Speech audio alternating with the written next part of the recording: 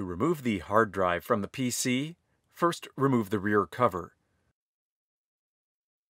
Loosen the captive Phillips No. 2 screw for the hard drive cage. Grasp the handle at the side of the hard drive cage and pull the hard drive cage out to the side, then up and out of the PC.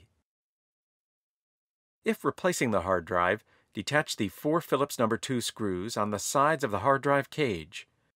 Note that the screws are different than screws used for other system components. Slide the drive out of the cage. Before installing a hard drive in the cage, make sure there is a rubber grommet in each side hole of the cage. Install a new grommet into any hole missing a grommet.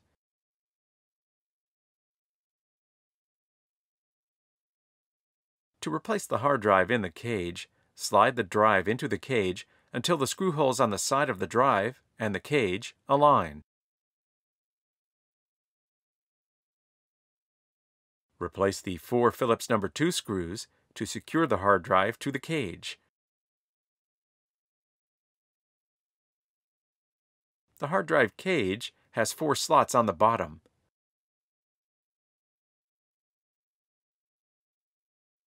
That slide under 4 tabs on the middle frame of the PC. To replace the hard drive cage into the PC, place the slots on the cage near their tabs, then slide the cage in sideways until secure. A stencil of an arrow on the hard drive cage should line up with a stencil of a locked padlock on the middle frame when the cage is correctly installed. Tighten the Phillips No. 2 screw to secure the hard drive in the PC.